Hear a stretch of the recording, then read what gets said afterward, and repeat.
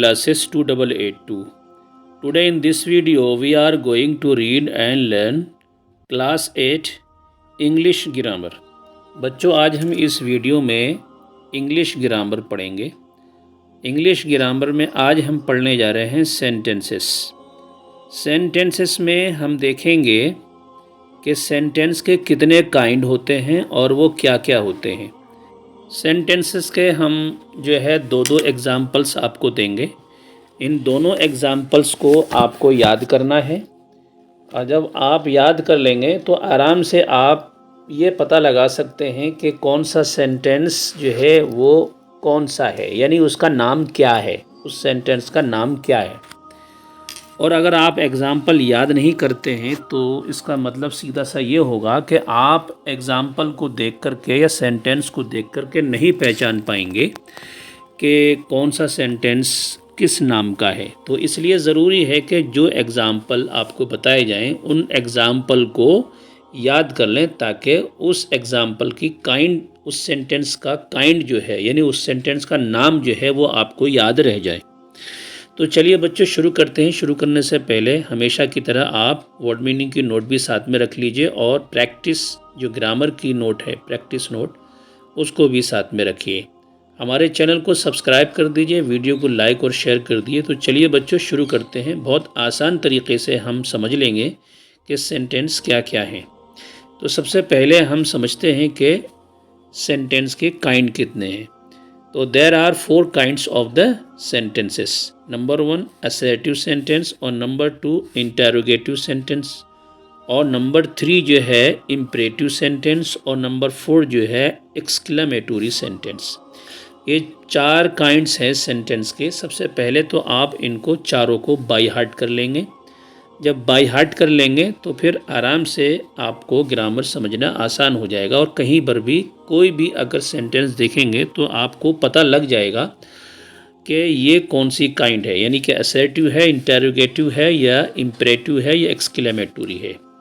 ठीक है, तो सबसे पहले हम आपको एक छोटा सा डेफिनेशन दे देते हैं, आप उसको याद कर लीजिएगा। असर्टिव सेंटेंस का डेफिनेशन है, एक ही लाइन का है, मैंने शॉर्ट में लिखा है। वो क्या है? A sentence in the form of a statement is called assertive sentence. यानी एक नॉर्मल सेंटेंस को आप कहते हैं असर्टिव सेंटेंस। ओके, चलिए हम इसके 2 एग्जाम्पल देख लेते हैं कि असर्टिव सेंटेंस किसको कहते हैं, किस तरह के सेंटेंस को आप असर्टिव सेंटेंस बोलेंगे। तो सबसे पहला एग्जाम्पल है ये वाला। क्या है? Nasir is a good boy. Nasir जो है अच्छा बच्चा है। ठीक है, दूसरा एग्जाम्पल है ये, he is going to Delhi today. वो आज दिल्ली जा रहा है। ठीक है, ये 2 एग्जाम्पल हैं और दोनों जो हैं असर्टिव के हैं। इन दोनों सेंटेंस को आप क्या बोलेंगे? ये असर्टिव सेंटेंस हैं। ठीक है, तो आप क्या करिए, इन दोनों एग्जाम्पल को याद कर लीजिए और ये जो वर्ड है असर्टिव, इसको याद कर लीजिए। इससे क्या होगा कि आप आराम से समझ लेंगे। किसी भी बुक में आप कोई भी सेंटेंस जब आप देखेंगे तो असर्टिव सेंटेंस आप निकाल कर अलग रख देंगे कि ये वाला जो है असर्टिव सेंटेंस है आपका। ओके बच्चों, अच्छा इसमें एक ख़ास बात ये ध्यान रखने वाली है आपको कि इसके 2 काइंड होते हैं। असर्टिव के कितने काइंड होते हैं? 2। नंबर 1 अफर्मेटिव और नंबर 2 नेगेटिव। ठीक है, अफर्मेटिव का एक एग्जाम्पल याद कर लीजिए, बल्कि आप ऐसा करिए एक एग्जाम्पल ही अगर आप याद कर लेते हैं तो आराम से आप अफर्मेटिव और नेगेटिव को पहचान लेंगे। तो चलिए देखते हैं कि अफर्मेटिव की कौन सी एग्जाम्पल है। देखिए ये वाला जो है सेंटेंस जो आपको ऊपर दिख रहा है, ये वाला सेंटेंस जो है आपका, ये अफर्मेटिव है। ठीक है, क्या है? He will come. ये ही विल कम जो है अफर्मेटिव है। ठीक है, ये आगे लिख दिया है मैंने, ये काइंड जो है अफर्मेटिव की है। ठीक है, अच्छा दूसरा सेंटेंस नेगेटिव का है। क्या है वो? He will not come. वो आएगा, वो आएगा अफर्मेटिव सेंटेंस, वो नहीं आएगा ये नेगेटिव सेंटेंस। कितना आसान है, बड़ी आसानी से आप आराम से समझ ले सकते हैं। यानी वो आएगा अफर्मेटिव हो गया और नहीं आएगा वो नेगेटिव हो गया। तो ये दोनों काइंड जो हैं वो असर्टिव सेंटेंस की हैं, ये भी आप याद रखेंगे। तो आप क्या करेंगे, दोबारा वीडियो देख करके आप इसको आराम से समझ लेंगे एक बार और फिर से, ठीक है। चलिए सेंटेंस की दूसरी काइंड जो हमने पढ़ी थी ऊपर, वो पढ़ लेते हैं। क्या थी वो थी interrogative sentence. Interrogative sentence, interrogative sentence किस तरह के होते हैं? देखिए इंटेरोगेटिव सेंटेंस जो होते हैं वो ये होते हैं, have you read the book, यानी कि क्वेश्चन वाला जो भी सेंटेंस होगा वो क्या होगा, आपका इंटेरोगेटिव होगा। तो यहाँ पर आपको क्वेश्चन बताया गया है एक, क्या, have you read the book, क्या आपने बुक पढ़ी है। Did you meet Pinky madam, क्या आप पिंकी मैडम से मिले हो। तो ये जो दोनों सेंटेंस हैं दोनों क्वेश्चन हैं, ठीक है।